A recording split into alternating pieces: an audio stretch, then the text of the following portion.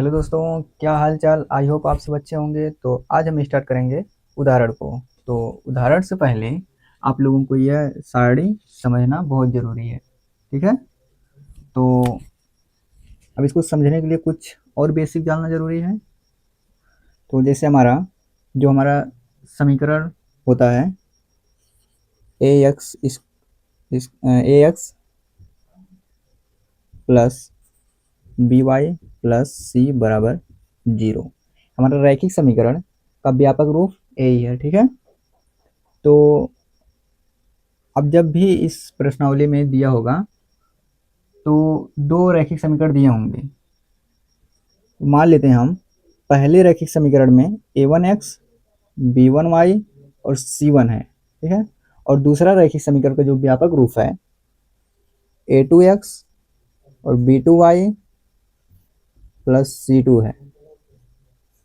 ठीक है। तो अब आप लोगों के मन में एक डाउट आएगा कि हम इसको a1 बोल रहे हैं, इसको a1 मतलब इसको b1, इसको c1, मतलब कि हम सिर्फ ए बी सी हमारा है कांस्टेंट माने अचर, और एक्स वाई हमारा वेरिएबल। तो एक्स वाई, अब यहाँ पे देखिए, यहाँ पे जो अचर है यहाँ पे एक है, यहाँ पे दो है। ठीक। और यहाँ पे दो है और यहाँ पे तीन है, मतलब कि अचर का मान बदल रहा है। इसलिए हम a1 को यहाँ पे a1 लिए, यहाँ पे a2 लिए, यहाँ पे b1 लिए, यहाँ पे b2 लिए, यहाँ पे c1 लिए, यहाँ पे c2 लिए। ठीक है। और जो वेरिएबल्स हैं यहाँ पे देखिए x और यहाँ y, यहाँ पर भी x, यहाँ पर भी y, मतलब कि वेरिएबल सेम है, इसलिए ऐसा बना है। ठीक। तो अब जब हम इसको इससे कंपेयर करेंगे, मान लीजिए ये हमारा समीकरण है। अब इसको जब इससे कंपेयर करेंगे तो a1 का मान हम कैसे निकालेंगे, तो b1 का मान क्या होगा, c1 का मान क्या होगा, इसको कैसे निकालेंगे। ठीक। तो यहाँ पे जो a1 है, a1 हमारा क्या है, x का गुणांक। तो x का गुणांक यहाँ पे क्या है, एक। तो वही है a1 का मान हमारा हो गया एक पितामा। अब b1 का मान क्या होगा हमारा, b1 क्या है हमारा, y का गुणांक। तो यहाँ पे y गुणांक क्या है, दो, यानी b1 का मान हमारा हो गया दो। ठीक है। अब इसको समीकरण बनने के लिए पहले इसको जीरो के बराबर करना पड़ेगा। तो बराबर, हाँ फिर वही लिख दिए, माइनस का 5 बराबर में जीरो, माइनस का क्या था वो, चलिए साथ लें, बराबर में जीरो। जब भी हम C1 का मान लेंगे तो उस C1 बराबर के इधर ही होना चाहिए। ठीक है। बराबर में जीरो, जीरो करेंगे पक्षांतर करके। तो यहाँ पे C1 का मान है, अचर पद क्या है, यहाँ पर अचर पद है C1, और यहाँ पर भी अचर पद है माइनस का 5। अब दूसरे वाले समीकरण में देखते हैं, यहाँ पे x का गुणांक है a2, फिर यहाँ पर भी x का गुणांक है 2, मतलब a2 का मान है हमारा 2। यहाँ पे y का गुणांक है b2, और यहाँ पे y का गुणांक है 3। यहाँ पे अचर पद है c2, और यहाँ पे अचर पद है माइनस का 7। ऐसे हम निकालेंगे a1 b1 c1, a2 b2 c2, ऐसे हम मान निकालेंगे। ठीक है। एक एक एग्जांपल और लेते हैं, वो अपने से लेते हैं, जैसे x प्लस वाई बराबर, बराबर में नहीं, माइनस एक बराबर में जीरो, बराबर में जीरो करना पड़ेगा, नहीं तो पक्षांतर करेंगे समय लगेगा। तो 2x प्लस 3y माइनस 7 बराबर में जीरो। अब पहले समीकरण हमारा, तो इसको हम इससे कंपेयर करेंगे। ठीक है। तो x का गुणांक यहाँ पे क्या है, a1, तो यहाँ पे x का गुणांक क्या है एक, तो यहाँ पे y गुणांक क्या है b1, और यहाँ पे y गुणांक क्या है एक। यहाँ पे c1 अचर पद है, यहाँ पे माइनस एक अचर पद है। ठीक। और दूसरे वाले समीकरण के लिए ये वाला व्यापक रूप लेंगे, दूसरा वाला। तो x का गुणांक क्या है a2, यहाँ पे x का गुणांक क्या है 2, a2 का मान 2 निकला। और यहाँ पे y का गुणांक क्या है b2, और यहाँ पे y गुणांक क्या है 3। यहाँ पे अचर पद क्या है c2, और इसमें अचर पद है माइनस का 7। तो आई होप आप लोगों को अब तो प्रॉब्लम नहीं होगा, a1 b1 c1 का मान निकालने में, ठीक है। तो अब इसके चलते हैं आगे।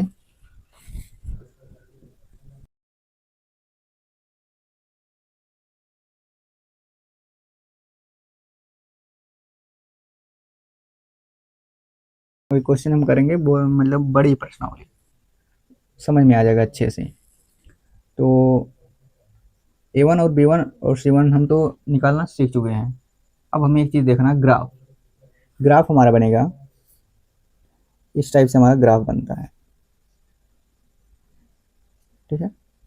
इसको ऊर्ध्वाधर रेखाएं बोलते हैं और इसको बोलते हैं क्षैतिज रेखा। ये हमारा है वाई, वाई डैश यानी वाई अक्ष, और यहाँ पे एक्स, एक्स डैश यानी एक्स अक्ष। इसको बोलेंगे वाई अक्ष, ये हमारा है एक्स अक्ष, ये एक्स अक्ष, ठीक है। और यहाँ पे जो होता है, जो इन दोनों का कटान बिंदु होता है, इसको बोलते हैं मूल बिंदु। मूल बिंदु को हम ओ लेते हैं, जनरली ओ ही लेते हैं। तो यहाँ पे अगर हमारा रैखिक समीकरण से जो ग्राफ बन रहा है, मान लीजिए एक रैखिक समीकरण का ग्राफ बना, रैखिक समीकरण एक रेखा ही बनेगी, ठीक है। तो एक रैखिक समीकरण ग्राफ ही हमारा रहा। जो दूसरा रैखिक समीकरण लिए, अब उसका ग्राफ मान लीजिए ऐसे गया, हाँ। तो ये दोनों जो रेखाएं हैं, जो बहुपद का ग्राफ हम बनाए हैं, ये एक ही बिंदु पर काट रही हैं, आप प्रतिच्छेद कर रही हैं। तो इसको बोलेंगे प्रतिच्छेदन बिंदु, प्रतिच्छेदन बिंदु, ठीक है। मतलब कि दोनों रेखा एक दूसरे को प्रतिच्छेद कर रही हैं। प्रतिच्छेद का मतलब कि एक दूसरे को काट दे रही हैं। प्रतिच्छेद का मतलब समझ में आ गया होगा।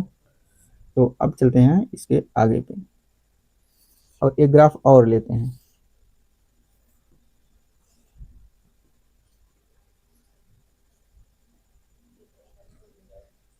ये रहा मूल बिंदु, ये रहा Y, Y dash, X, X dash, ठीक है।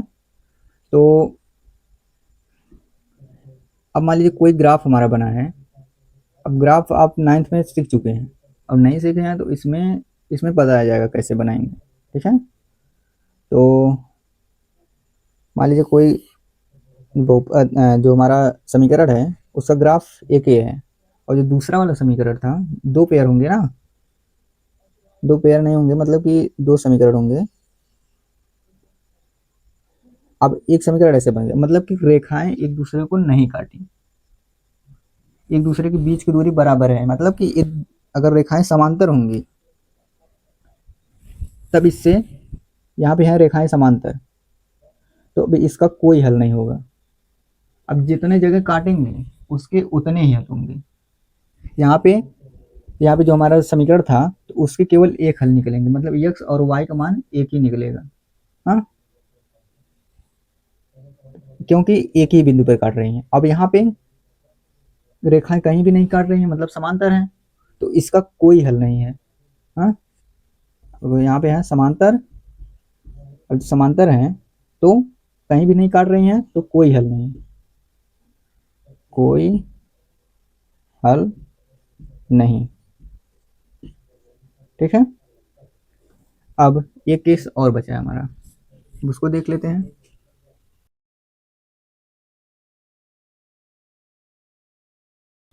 और जब रेखाएं समांतर होंगी, यानी कहीं भी नहीं काट रही हैं, तो कोई हल नहीं। अब जब रेखाएं संपाती होंगी, संपाती मतलब एक के ऊपर एक होंगी, मतलब हम समझा दे रहे हैं अच्छे से। जब मान लीजिए कोई किसी बहुपद का ग्राफ ए है, समीकरण का ग्राफ ए हमारा है। अब जो दूसरा समीकरण होगा, अब उसका ग्राफ जब हम बनाएं, तब भी जब रेखा बनाएं तो उसका ग्राफ भी इसी पे बन गया,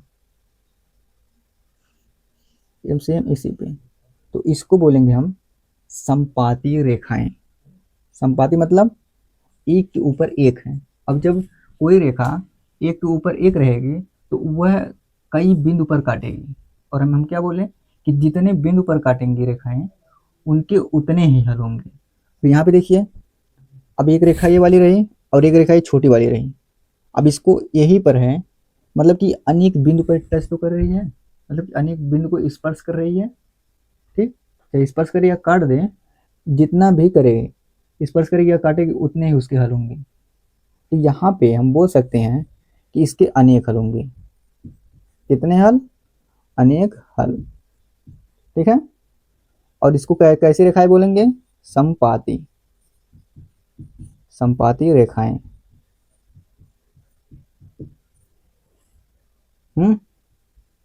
अगर रेखाएं काट रही हैं तो प्रतिच्छेदित रेखाएं हैं। यदि रेखाएं एक दूसरे को समांतर हैं तो समांतर ही रेखाएं हैं।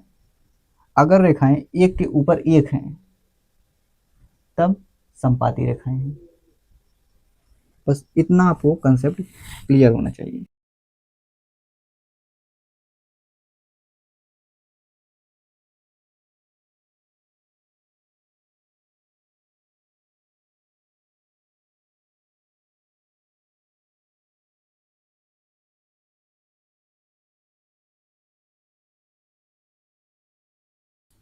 अब देखिए यहाँ पे देखकर बताइए कि a1 का मान क्या है। a1 हमारा क्या है, लिख देते हैं यहाँ पे a1 x plus b1 y plus c1 बराबर में 0। दूसरे समीकरण a2x plus b2y plus c2 बराबर में 0। तो अब जैसे यहाँ पे लेते हैं हम सब समीकरण को बराबर के 0 बना लेते हैं, क्योंकि बराबर में 0 करना पड़ेगा। माइनस का 5 15 बराबर में 0, बराबर में 0। इसको भी कह लेते हैं, 0 और 7 है। माइनस का 1 माइनस का 7 बराबर में 0, बराबर में 0। ठीक, तो अब देखिए यहाँ पे x का गुणांक पहले पहले वाला, तो पहले में है, यहाँ पे भी x गुणांक, मतलब a1 का मान यहाँ पे है 1, 1 फिर बटा बटे a2 का मान क्या है 2, 1/2 निकला। अब b1 का मान क्या है 2 बटे b2 का मान 3, 2/3 निकला यहाँ पे। अब c1 का मान क्या है माइनस का 5 और c2 का मान है माइनस का 7। तो अभी यहाँ पे जब इसको काटेंगे तो 5/7 हो जाएगा। हाँ, अब यहाँ पे एक चीज देखिए, का a1/a2 बराबर है b1/b2 के, नहीं है ना। तो हम इसको लिख सकते हैं a1/a2 not equal to b1/b2। अब जब a1/a2 not equal to b1/b2 होता है तो इसका जब हम ग्राफ बनाएंगे तो हमारी प्रतिच्छेदित रेखाएं बनेंगी, प्रतिच्छेदित रेखाएं रेखाएं में प्राप्त होंगी। मतलब जब हम इन दोनों बहुपद का इन दोनों समीकरण हम ग्राफ बनाएंगे तो जो ग्राफ बनेगा वह एक दूसरे को काटती हुई रेखाएं रहेंगी, उसे बोलते हैं प्रतिच्छेदी रेखाएं। और जब प्रतिच्छेदित रेखाएं रहेंगी एक दूसरे को काटेंगी, मतलब एक बिंदु पे प्रतिच्छेदी, मतलब एक रेखा ऐसे गई फिर एक रेखा इसको ऐसे काट दी। ठीक है, प्रतिच्छेदी रेखाएं इसको बोलेंगे, मतलब एक बिंदु पे काटे तो इसके कितने हल होंगे? अद्वितीय हल। अद्वितीय यानी एक, केवल एक हल, अद्वितीय हल। ठीक है, अब देखिए यहाँ पे a2 का मान क्या है 2, a1 का मान है 2, 2 बटे a2 का मान क्या है 6। तो जब इसको काटेंगे तो बचेगा हमारा 1/2, 1 कम 2, 2 3 6, यानी 1/3। इसको यहाँ पे काट रहे हैं तो थोड़ा लीप लाप हो जा रहा है। अब डायरेक्ट हम थोड़ा सा कर देंगे इसको, 1/3 हो जाएगा। अब यहाँ पे है b1/b2 मतलब 9/2, 9/27, तो जब 9 यहाँ पे लिख देते हैं 9/27, तो 9 1 कम 9, 9 त्रिक 27, यहाँ पर भी 1/3 आया। अब यहाँ पे देखिए क्या है, माइनस का 5/में, C1 का मान है -5 और C2 का मान है -15, तो माइनस से माइनस कटा, तो 5 1 कम 5 3 15, यानी 1/3। यहाँ पर भी 1/3 आ गया। हाँ, तो अब एक चीज आप एज्यूम करिए A1/A2 बराबर है B1/B2 बराबर है C1/C2, मतलब ये तीनों आपस में बराबर हैं। तो हम इसको ऐसे ही सिंपल लिख देंगे, A1/A2 बराबर B1/B2 बराबर C1/C2।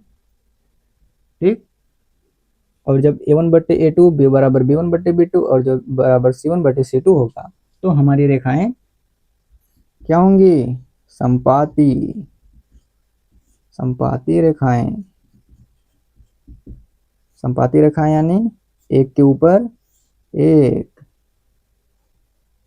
इसके ऊपर भी एक। ठीक है, और जो संपाती होंगी तो अनेक बिंदु पर स्पर्श कर रही होंगी या अनेक बिंदु पर काटेंगे, तो इसके कितने हल होंगे, अपरिमित रूप से अनेक हल, अपरिमित रूप से अनेक हल। ठीक है,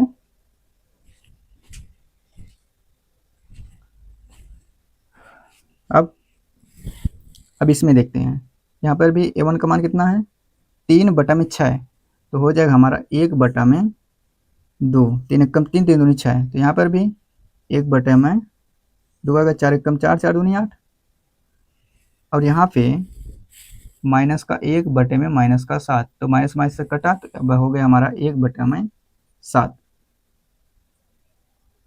ठीक है, तो देखिए A1/A2 बराबर है B1/B2, लेकिन B1/B2 C1/C2 के बराबर नहीं है, तो इसको लिखेंगे कैसे गणितीय रूप में, A1/A2 बराबर है B1/B2 के,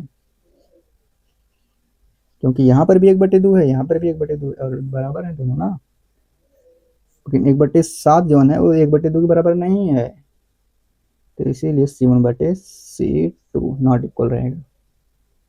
जहां पर भी ऐसा बने तो वहां पर रेखाएं समांतर होंगी, समांतर रेखाएं। जब हम ग्राफ, आपको अगर ग्राफ बनाने आ रहा होगा तो इस समीकरण का ग्राफ बनाना, तो रेखाएं कन्फर्म है कि समांतर ही बनेंगी। ठीक है, अब इसमें भी वैसे दिखा देते हैं कि जो रेखा है हमारी समांतर है, समांतर यानी बीच की दूरी बराबर रहेगी हर एक पॉइंट पे। अब जब ये समांतर हैं, एक दूसरे को कहीं भी नहीं काट रही हैं, अब जब कहीं नहीं काट रही हैं तो इनके कोई हल नहीं होंगे, जितने जगह काटेंगे, जितने बिंदु पर काटेंगे उतने ही हल होंगे। जब एक ही कहीं भी नहीं काट रही हैं तो कोई हल नहीं, कोई हल नहीं। ठीक है, तो ये रहा पूरा सारणी। आप लोगों को इसे समझ लेना है, अगर समझ में तो आ ही गया होगा, कुछ कुछ रटना वटना नहीं है। ठीक है, और अच्छे से याद होना चाहिए पूरा। तो अब चलते हैं इसके उदाहरण नंबर पे। ये रहा हमारा उदाहरण नंबर 1। तो अब इसको हम हल करते हैं। देखिए इसमें बोला क्या गया कि ग्राफ द्वारा जांच कीजिए कि समीकरण युग्म, मतलब ये दो समीकरण हैं, संगत हैं। यदि संगत हैं तो उन्हें ग्राफ द्वारा हल कीजिए। अब एक वर्ड आया है संगत, अब संगत किसको बोलते हैं, संगत, इसमें दो वर्ड आएंगे, अभी तो संगत आया, फिर बीच में आएगा असंगत। अब संगत किसको बोलेंगे और असंगत किसको बोलेंगे, जब रेखाएं ग्राफ से जब बनाएंगे तो जब रेखाएं प्रतिच्छेदी या संपाती होंगी, ठीक है, तब उससे बोलेंगे हम संगत। और असंगत में जब रेखाएं क्या होंगी, समांतर। समांतर। अगर हम दूसरे शब्दों में बोलना चाहें, आसान शब्दों में, जिस समीकरण युग्म का एक से अधिक हल हो उसे बोलेंगे संगत, एक से अधिक हल, और जिसका कोई हल नहीं हो उसे बोलेंगे असंगत। फिलहाल के लिए, अभी के लिए ये बस आप ध्यान रखिए। हाँ,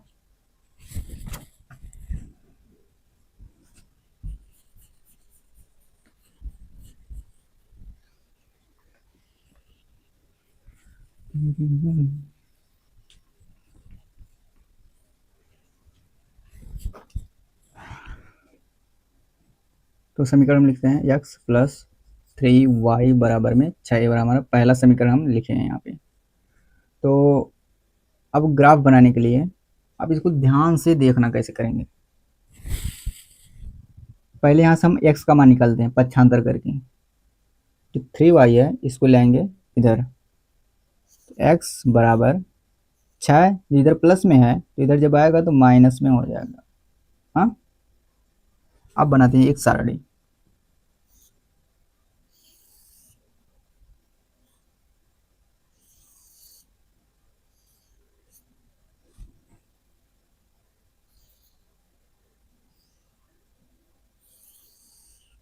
हमेशा सेम ही ऐसे करेंगे ग्राफ बनाने के लिए। तो एक में रखते हैं x का मान और एक में रखते हैं 6 माइनस 3y। यहाँ जब इसको हम सॉल्व करेंगे तो x का वैल्यू निकलेगा, जब y का मान रखेंगे तो x का मान निकलेगा। ठीक है, एक बार हम y का मान 1 रखते हैं, 1, तो जब इसको सॉल्व करेंगे तो 6 माइनस 3 गुणा में 1, y जगह पे 1 रख लिए, तो 6 माइनस 3 एकदम 3, तो 6 में से 3 जगह बचेगा हमारा 3, यानी x का मान हमारा क्या निकलेगा, 3। अगर हम y का मान 2 रख लें, क्या 2, तो यहाँ पे हो जाएगा हमारा 2, यहाँ पे x बराबर में है तो x बराबर 2 तिहाई 6, तो 6 में से 6 जाएगा 0, यानी हमारा x का मान निकलेगा 0। ये पूरा है हमारा x के बराबर ना, यानी जो इसका मान होगा वही तो x का मान होगा। ठीक है, तो इसीलिए हम यहाँ पे x का मान बोल रहे हैं।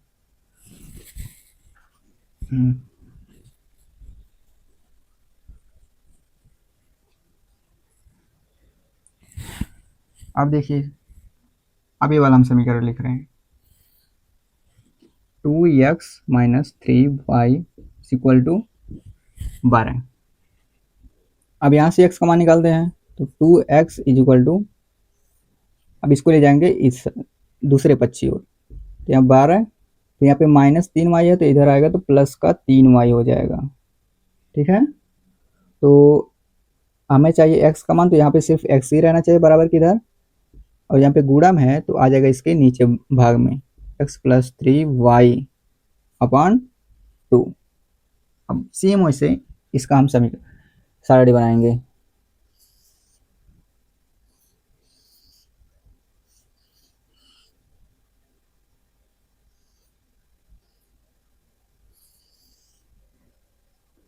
यहाँ पे लिखते हैं y, अभी x की जगह भाई पूरा लिख लेते हैं,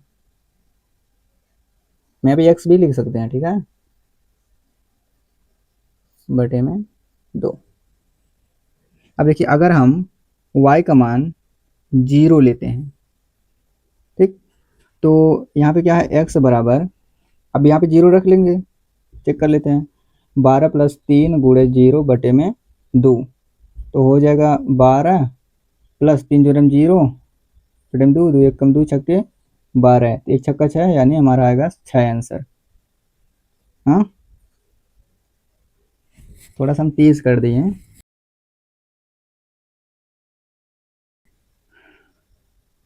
तो एक बार हम x का मान रखते हैं कि 3 दूनी का 6 हो जाएगा, चलिए 2 रख लेते हैं। तो 12 प्लस 3 गुणा में 2, ये अपने से सोच कर ही मान रखना है कि हमें क्या रखें कि कट जाए। अभी यहाँ पे रख दें, एक रख दें y का मान, तो यहाँ बचेगा 3, तो हो जाएगा 9। तो 9/2 आएगा, तो फिर कटेगा ही नहीं, दशमलव जाएगा। हाँ, तो दशमलव वाला आसान है कि सिंपल संख्या आसान है। यहाँ होएगा 12 प्लस 3 दूनी का 6 बटे में 2, 12 6 18 बटे में 2, 2 एक कम 2 9 18, ठीक है। तो क्या है 9/1, यानी हमारा आंसर क्या आएगा 9, यहाँ पे है 9।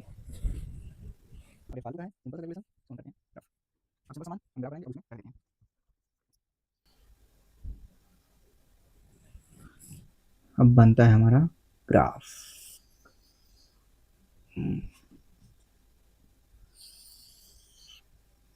बहुत छोटा सा ग्राफ बन रहा है, तो इसको थोड़ा सा मिटा देते हैं, तब इसके आगे बनाते हैं। इसका कोई मतलब नहीं, हल कीजिए, सिंपल सा लिखा है तो हल तो कर ही रहे हैं।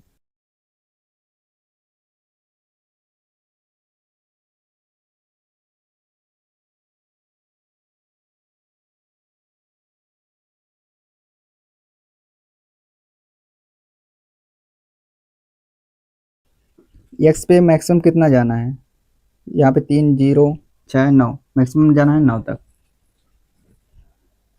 1 2 3 4 5 6 7 8 9, दूरी समान रहनी चाहिए, एक ग्राफ बनाना बता रहे हैं। जितनी दूरी यहाँ से यहाँ तक है उतनी दूरी यहाँ पे रहेगी। 1 2 3 4 5 6 7 8 9, 1 2 3 4 5 6 7, 1 2 3 4 5 6 7। अब नंबरिंग कर देते हैं, 1 2 3 4 5 6 7 8 9, 1 2 3 4 5 6 7 8 9, ठीक है। 1 2 3 4 5 6 7, यहाँ पे 1 है, 1 2 3 4 5 6 7।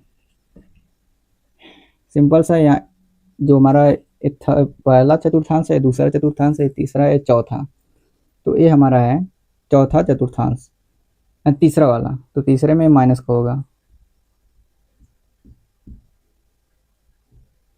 तो पूरी जानकारी हम देंगे इसकी, एक पूरा बेसिक का हम क्लास लेंगे, ठीक है।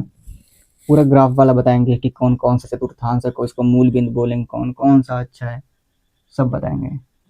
अगले लिए बस ये ध्यान रखिए। तो देखिए, x का मान जब हम वैल्यू लेंगे तो x का मान y के रूप में लेंगे, यानी जब हम x का मान 3 लेंगे तो ऐसे लिखेंगे 3, फिर कामा लगाए, x जब 3 फिर कामा, फिर y का वैल्यू कितना है यहाँ पे 1, तो इसे बोलेंगे हम निर्देशांक, ठीक। ऐसे से मान लेंगे। अब देखिए x पे हमें कितना चलना है 3, 1 2 3 यहाँ पे, और y पे कितना चलना है 1, मतलब कि x पे हम चले हैं 3 और y पे चलना है हमें 1, तो ऐसे से चलेंगे तो यहाँ पे कटेगा, तो यही हमारा है 1 कामा, पहले x का मान रखेंगे 3 कामा 1, 3 कामा 1, ठीक है। अब x पे हमें कितना चलना है 0, यानी हमें x पे कुछ चलना ही नहीं, सिंपल सा बात तो ये है। y पे चलना कितना है 2, बस। x पे हम तनको भी नहीं चले, y पे सिर्फ हम चले 2, तो ये बिंदु हमें मिली। ये कितना है, पहले x वाला लिखेंगे, x पे चले 0 कामा, फिर y वाला 2, ये 2 कामा 0 कामा 2 का निर्देशांक है। अब इसको जो बिंदु है, अब इसको मिला लेंगे, तो थोड़ा सा 0 कामा 2, तो जब इसको मिलाएंगे ये ऐसे बनेगी रेखा, ऐसे, ठीक है। तो एक कौन सी समीकरण वाली रेखा है, इसको यहीं पे लिख देंगे, x प्लस 3y बराबर में 6 वाली रेखा बनाए हैं। अब इसको यहाँ पे x का मान कितना है 6 और y का मान 0, मतलब कि x पे हमें कितना चलना है 6, यहाँ पे यहाँ से 6 मिला यहाँ पे, और y पे तनको ही नहीं चलना है, तो ये बना हमारा। पहले x लिखेंगे, x पे 6 y पे 0, ये बिंदु हमारी है 6,0 का निर्देशांक। हाँ, अब इसको देखते हैं, x पे कितना चलना है 9, x पे 9 चलें, खट खट खट खट कर थोड़ा बढ़ा दें इसको, 9 पे चले हैं x पे, और y पे कितना चलना है 2। अब इसको लेते हैं ऐसे, यहाँ पे है 2, ऐसे जाएंगे सीधे सीधे सीधे, यहाँ पे कटेगा, यहाँ पे एक कितना बना 9,2। हाँ, अब इसको मिलाएंगे,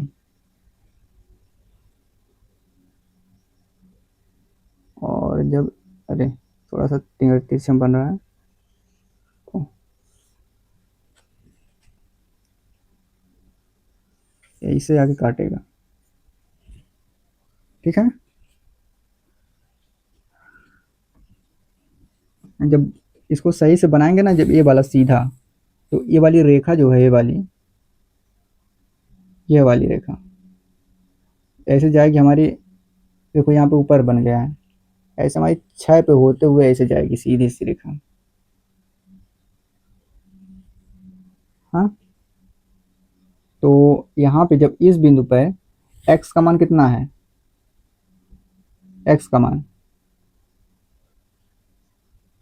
6, और y का मान सिर्फ x पे ही है, y पे तो कुछ चली नहीं, y का मान आ जाएगा 0, ठीक है।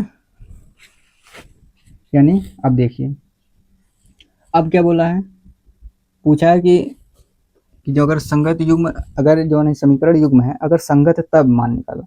अब यहाँ बताइए संगत है या नहीं। अब ये दो रेखाएं एक दूसरे को काट रही हैं 6 पे, तो संगत है ना, प्रतिच्छेदी रहेंगी या संपाती रहेंगे तो संगत रहेगा। तो यहाँ पे देखिए संगत है ना, काट रही हैं, यानी ये क्या हमारा संगत।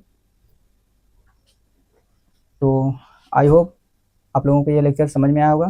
तो यदि ये लेक्चर समझ में आया है तो लेक्चर को लाइक करें और चैनल को जरूर सब्सक्राइब करें, ताकि हमारी सभी वीडियो की इन्फॉर्मेशन आप तक जल्द से जल्द पहुंचे। तो आज के लिए बस इतना ही, धन्यवाद।